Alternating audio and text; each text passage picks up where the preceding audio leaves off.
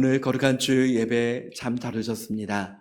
하나님 아버지의 크신 은혜와 축복이 우리 모든 성도님들 위해 가정과 모든 삶 속에 함께 하시길 예수님의 이름으로 축복합니다. 아멘. 주일 예배를 통해서 사도신경을 말씀을 통해서 나누고 있습니다.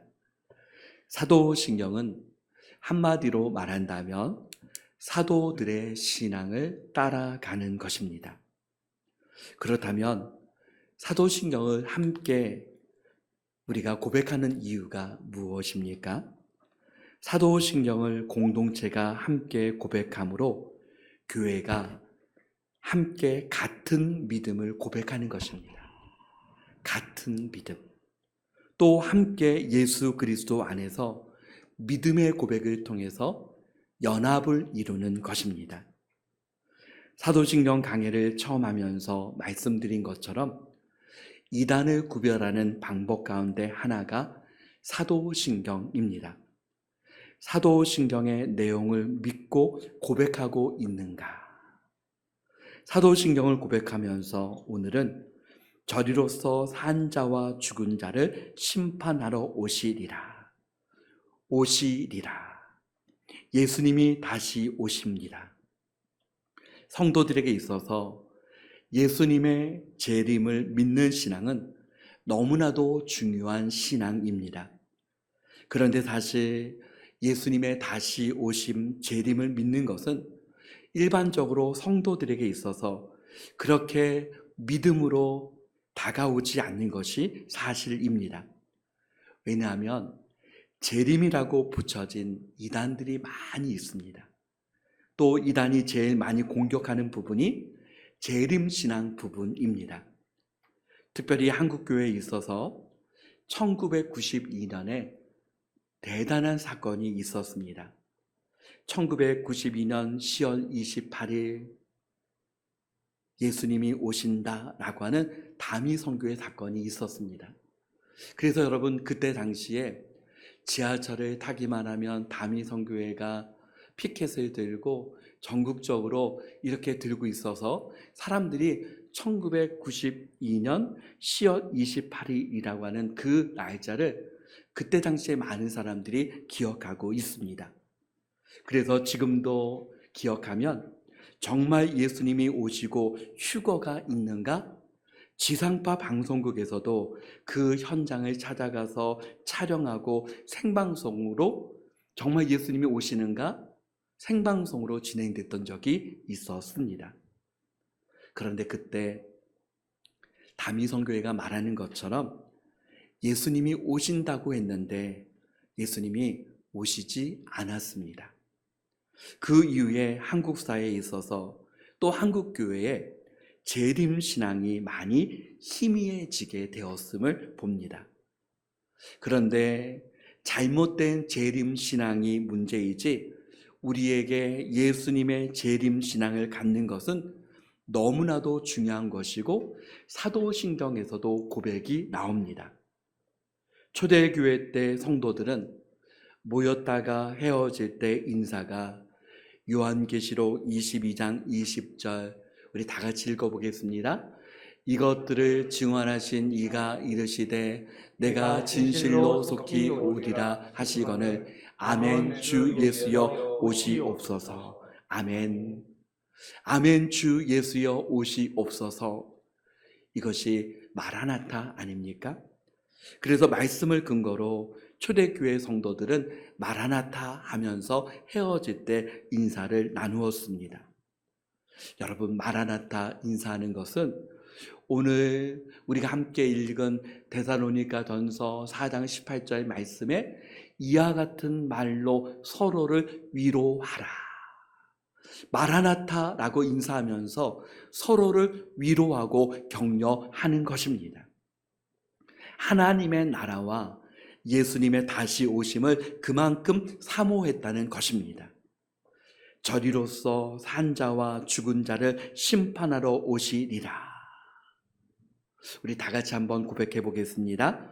저리로서 산 자와 죽은 자를 심판하러 오시리라. 여러분, 저리로서는 어떤 의미입니까? 저리로서, 그곳에서, 그곳으로부터의 의미입니다. 그곳으로부터 산자와 죽은 자를 심판하러 오시리라. 예수님의 다시 오심, 재림에 대한 믿음이 중요한 이유는, 첫째는 이 땅이 영원한 것이 아니라는 것입니다. 여러분, 이 땅에 우리가 영원히 사는 것이 아닙니다. 둘째는 심판이 분명히 있다는 것입니다. 셋째는 하나님의 자녀들에게 있어서 재림 신앙을 통해서 깨어있는 신앙을 갖게 합니다. 인류의 역사를 보면 어떻습니까? 과학 문명이 엄청나게 발달해 왔습니다. 여러분, 자고 일어나면 새로운 것들이 발명이 되고 너무나도 문명이 급속도로 발전한다는 것을 우리는 너무나도 느끼고 잘 압니다. 그래서 사람들은 과학이 무한정으로 성장할 것으로 생각하고 있었습니다. 그러나 여러분, 어떻습니까? 과학 문명이 발전하지만 그에 못지않게 환경적인 문제, 기후의 문제, 오히려 과학 문명이 위협이 되는 경우가 얼마든지 많이 있습니다. 종말은 성경에서만 말하는 것이 아니라 현대 과학자들은 지구의 종말이 가속도로 다가오고 있음을 경고하고 있습니다. 예수님께서 동정녀 마리아에게서 성령으로 잉태되셔서 인간의 몸으로 오신 것이 초림이라고 한다면, 성경의 초림에 대한 약속은 456번이나 있고 재림에 대한 약속은 1518번이나 기록되어져 있습니다. 예수님 자신이 다시 오실 것을 분명히 말씀하셨습니다. 마태복음 24장 30절을 한번 다 같이 읽어보겠습니다. 그때에 인자의 징조가 하늘에서 보이겠고 그때에 땅의 모든 족속들이 통곡하며 그들의 인자가 구름을 타고 능력과 큰 영광으로 오는 것을 보리라. 아멘. 히브리서 9장 28절 말씀에는 이와 같이 그리스도도 많은 사람의 죄를 담당하시려고 단번에 들이신 바 되셨고 구원에 이르게 하기 위하여 죄와 상관없이 자기를 바라는 자들에게 두 번째 나타나시리라. 두 번째 나타나시리라. 분명하게 말씀하셨습니다.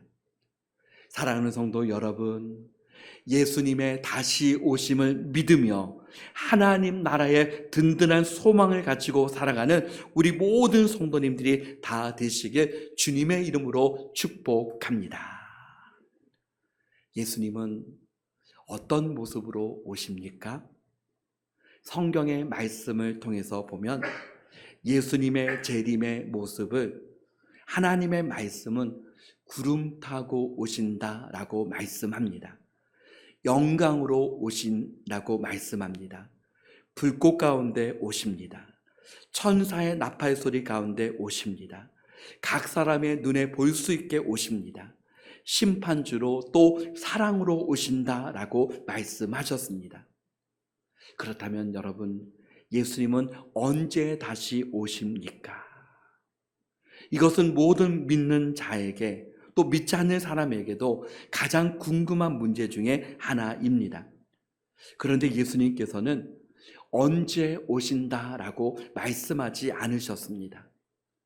만약에 예수님께서 언제 다시 오실지 알려주신다라고 말씀하셨다면 지금보다 더 수많은 사람들이 예수님 언제 오신다고 나에게 말씀하셨다라고 이야기하고 다녔을 것입니다. 예수님께서 언제 주님 오실지 말씀하지 않으셨어도 전 세계적으로 이 날에 예수님이 오실 것이다 라고 수많은 이단들이 나타나서 말하지 않습니까? 예수님은 마태복음 24장 36절 말씀처럼 다 같이 읽어봅니다. 그러나 그 날과 그때는 아무도 모르나니 하늘의 천사들도 아들도 모르고 오직 아버지만 아시느니라. 아멘. 그러므로 예수님의 재림은 생각하지 않은 그 날에 오십니다. 누가복음 12장 40절 말씀에 이러므로 그러므로 너희도 준비하고 있으라. 생각지 않은 때에 인자가 오리라 하시니라. 예수님은 생각지 않은 그때에 호련히 예수님께서 오십니다. 오늘 함께 읽은 말씀에 보면 그 날이 도적같이 이를 것이다 라고 말씀합니다. 데살로니가전서 5장 1절과 2절 본문의 말씀을 우리 성경을 보면서 함께 읽어보겠습니다. 데살로니가전서 5장 1절 2절 다 같이 읽어보겠습니다. 형제들아, 때와 시기에 관하여는 너희에게 쓸 것이 없음은 주의 날이 밤에 도둑같이 이를 줄을 너희 자신이 자세히 알기 때문이라. 아멘. 때와 시기에 관하여는 쓸 것이 없다. 왜냐하면 그 날이, 주의 날이 도둑같이 호련히 이룰 줄을 알기 때문입니다. 그렇다면 여러분, 사람들은 말합니다. 예수님의 오심이 더딥니다. 예수님의 오심이 너무나도 느립니다. 왜 예수님은 우리가 생각하는 것처럼 지금 빨리 오시지 않으십니까?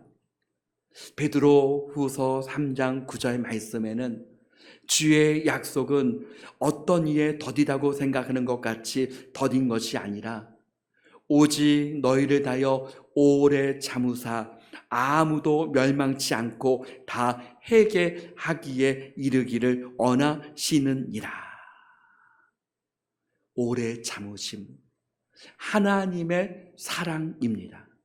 아무도 멸망치 않고 다 회개하기에 이르기를 원하시기 때문입니다.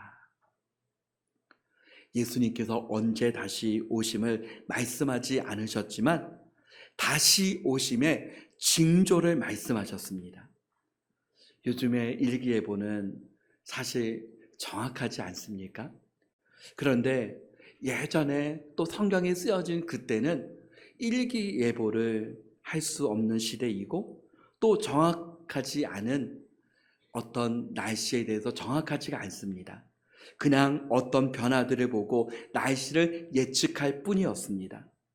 그와 같은 시대에 징조를 보고 너희가 날씨를 예측하는 것처럼 예수님의 다시 옴은 시대의 징조를 보고 조금이나마 알 수 있다라고 말씀하셨습니다. 마태복음 24장 7절 말씀에 다 같이 읽어보겠습니다. 민족이 민족을, 나라가 나라를 대적하여 일어나겠고 곳곳에 기근과 지진이 있으리니. 아멘. 여러분, 역사가 시작이 되고 전쟁이 없었던 때가 있습니까? 사실 역사가 시작이 되고 전쟁이 없었던 시대가 거의 없었던 것 같습니다. 그런데 지금 시대의 전쟁은 사실 너무나도 다릅니다. 전쟁이 일어나는 순간 그것은 나라와 나라끼리의 전쟁만이 아니라 전 세계적인 위협이 됩니다. 그만큼 무기가 강력해졌기 때문입니다. 또 세상의 종말이 가까울수록 전쟁이 더 많이 일어나고 그 전쟁은 점점 치열해집니다. 앞으로 예측되는 기근과 지진, 재난이 또한 너무나도 심각합니다. 지구온난화로 인하여서 또 수면이 높아진다고 합니다. 지구온난화가 피부에 와닿지 않습니까? 날씨가 예전에보다 훨씬 더 많이 더워졌습니다. 제가 어렸을 때 생각을 하면 눈이 많이 와서 눈사람을 좀 크게 만들고 눈싸움을 하기도 했었던 기억들이 납니다. 물론 조금 이쪽 지방에서입니다. 그럼에도 불구하고 어렸을 때는 눈이 많이 왔었습니다. 또 훨씬 추웠습니다. 또 시대의 징조가 어떻습니까? 윤리와 도덕이 극도로 타락합니다. 성경의 역사를 보면 노아의 시대 소돔과 고모라 성을 위시하여 타락하여 범죄하면 하나님의 심판이 임했던 것을 우리는 잘 알고 있습니다. 이것은 인류 역사에도 마찬가지로 나타납니다. 그렇게 강대했던 로마 제국이나 모든 초대 강국이 멸망했던 이유는 바로 도덕과 윤리가 극도로 타락했기 때문입니다. 성경적인 예를 들지 않는다 할지라도 우리가 살고 있는 이 시대를 보면 우리의 상상을 뛰어넘습니다. 며칠 전에 뉴스를 보아도 여러분, 어떻게 저런 일이 일어날 수 있을까? 그런 생각이 들지 않습니까? 사람들의 생각하는 것이 어떤 생각을 갖고 있길래 저럴까 하는 생각을 합니다. 노아가 살던 시대도 타락한 인간의 생각이 어떻습니까? 창세기 6장 5절 말씀에 보면 여호와께서 사람의 죄악이 세상에 가득함과 그의 마음으로 생각하는 모든 계획이 항상 악할 뿐임을 보시고, 타락한 인간의 죄성으로 인하여서 생각하는 것이 악함을 보셨다라고 말씀합니다. 그런데 지금은 어떻습니까? 지금은 훨씬 더 사람들의 생각하는 것이 우리가 생각하는 것보다 더 훨씬 더 생각이 악한 생각이 있지 않습니까? 예수님이 다시 오심을 알 수 있는 시대적인 징조는 복음이 땅끝까지 전파될 것이다 라고 말씀하셨습니다. 마태복음 24장 14절 말씀 다 같이 읽어보겠습니다. 이 천국 복음이 모든 민족에게 증거되기 위하여 온 세상에 전파되리니 그제야 끝이 오리라. 아멘. 하나님의 말씀, 천국 복음이 모든 민족에게 증거되게 하기 위해서 온 세상에 전파된 후에야 그제야 끝이 오리라. 지식과 교통이 극도로 발달될 것입니다. 다니엘 12장 4절 말씀에 보면 다니엘아, 마지막 때까지 이 말을 간수하고 이 글을 봉함하라. 많은 사람이 빨리 왕래하며 지식이 더하리라. 여러분, 오늘날의 지식이 엄청나게 더하지 않습니까? 어떤 분야를 전공하지 않는다 할지라도 내가 모르는 분야를 인터넷으로 검색을 하면 그 분야에 대해서 어느 정도의 지식이 인터넷에 가득하게 나오는 것을 우리는 보게 됩니다. 지식이 충만한 시대입니다. 또 여러분, 얼마나 사람들이 빨리 왕래합니까? 어떤 뉴스를 보니 지하라든가 어떤 도시에 이렇게 어떤 터널 같은 것을 만들어서 아주 빠른 속도로 이렇게 다니는 열차가 있다고 합니다. 앞으로 열차가 생길 거라고 합니다. 그래서 부산과 서울까지 그 열차를 타면 30분 정도면은 갈 수 있다고 합니다. 여러분, 또 어떻습니까? 예전에 어렸을 때는 상상만 했었던 날아가는 택시. 여러분, 여러분 벌써 현실적으로 날아다니는 택시가 있지 않습니까? 그만큼 그 교통이 너무나도 발달되는 시대입니다. 예수님의 재림을 통해서 또한 심판이 있다는 사실을 말씀하셨습니다. 또 거짓 그리스도와 거짓 선지자들이 많이 일어날 것을 말씀하셨습니다. 마태복음 24장 24절 말씀에 거짓 그리스도들과 거짓 선지자들이 일어나 큰 표적과 기사를 보여 할 수만 있으면 택하신 자들도 미혹하리라.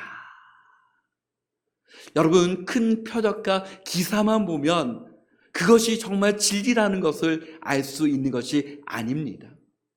큰 표적과 기사가 아니라 오직 예수 그리스도만이 진리요 하나님의 말씀이 진리라는 사실을 꼭 기억하시기를 주님의 이름으로 축복합니다.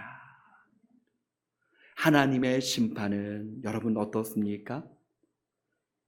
마태복음 25장 31절 32절 말씀에 인자가 자기 영광으로 모든 천사와 함께 올 때에 자기 영광의 보좌에 앉으리니 모든 민족을 그 앞에 모으고 각각 분별하기를 목자가 양과 염소를 분별하는 것 같이 하여. 양과 염소를 분별하는 것 자체가 하나님의 심판 아닙니까? 사랑하는 성도 여러분, 예수 그리스도를 믿는 믿음으로 우리는 목자의 음성을 듣는 주님의 양인 줄 믿으시기를 바랍니다. 심판은 징계만 있는 심판이 아니라 하나님의 자녀들에게 있어서 고린도전서 4장 5절 하반절 말씀에 그때에 각 사람에게 하나님께로부터 칭찬이 있으리라. 사랑하는 성도 여러분, 예수님이 다시 오심을 분명히 믿으며 예수님의 다시 오심을 또한 어떻게 준비해야 합니까? 깨어있는 믿음을 가져야 합니다. 깨어있는 믿음은 무엇보다 말씀과 기도입니다. 베드로전서 4장 7절에 만물의 마지막이 가까웠으니 그러므로 너희는 정신을 차리고 근신하여 기도하라. 만물이 가까움을 볼수록 무엇보다 서로 사랑해야 합니다. 베드로전서 4장 8절 말씀에 무엇보다 뜨겁게 서로 사랑할지니 사랑은 허다한 죄를 덮느니라. 히브리서 10장 24절에 서로 돌아보아 사랑과 선행을 격려하며. 여러분 25절에는 어떤 말씀이 나옵니까?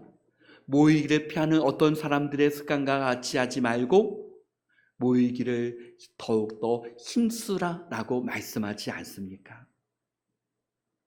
왜 예수님은 언제 오신다고 말씀하지 않으셨을까? 생각을 한번 해보았습니다. 만약에 여러분 예수님께서 언제 오시겠다 말씀하셨다면 몇 년, 몇 월, 며칠, 몇 시에 예수님이 오실 것이다 말씀하셨다면 아마도 예수님은 언제 오신다고 하니 그때는 아주 먼 미래이니 지금은 별로 상관이 없을 것이다 라고 생각을 하는 사람도 있을 것입니다. 그래서 예수님은 아주 먼 훗날에 오시기 때문에 지금은 우리가 아무렇게나 믿음 생활을 해도 되고 아무렇게나 생활을 해도 된다라고 생각할 수도 있을 것입니다. 혹은 예수님이 오시는 날짜가 아주 가까이 있다면 지금 우리가 살고 있는 생활이 무슨 소용이 있겠는가? 오직 주님 오심만을 바라보며 거기에만 집중해야 된다라고 생각을 하고 우리의 모든 생활을 팽개칠 수도 있을 것입니다. 그러나 여러분, 예수님이 언제 오실지 아무도 모르기에 주님께서 말씀을 통해서 주시는 메시지는 무엇입니까? 세상 속에서 하나님께서 우리에게 주신 모든 일들을 최선을 다해서 해야 한다는 것입니다. 나에게 있는 일들, 그것을 소중하게 여기며 감당하라는 것입니다. 또한 우리의 눈은 하나님 아버지께 소망을 두며 믿음으로 살아가기에 힘써야 합니다. 하나님께 소망을 두는 것은 세상을 이기는 능력입니다. 여러분, 세상만 보면 승리할 수 없습니다. 여러분, 이 땅만 보면 어떻게 우리가 믿음으로 승리할 수 있겠습니까? 이 땅 가운데 살고 있지만 하나님 나라를 바라보고 하나님께 소망을 두어야 합니다. 서로에게 마라나타라고 하는 인사를 하는 것은 서로에게 격려하는 것입니다. 이런 의미가 있습니다. 하나님께 소망을 두고 믿음으로 승리합시다.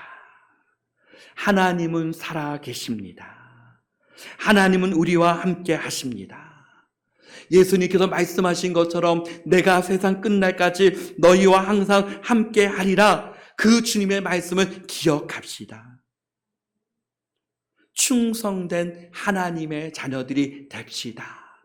여러분, 이와 같은 의미가 마라나타의 의미에 담겨져 있지 않겠습니까? 우리 서로 양옆에 좌우 앞뒤로 인사 한번 해보겠습니다. 마라나타, 마라나타, 마라나타. 주 예수여 오시옵소서. 사랑하는 성도 여러분, 오늘 사도신경의 고백, 저리로서 그곳에서 산자와 죽은 자를 심판하러 오시리라. 주님의 재림을 소망하며 이 믿음을 가지고 세상 한가운데서 하나님과 동행하며 믿음으로 승리하는 주님의 자녀들 다 되시기를 예수 그리스도의 이름으로 축복합니다. 아멘.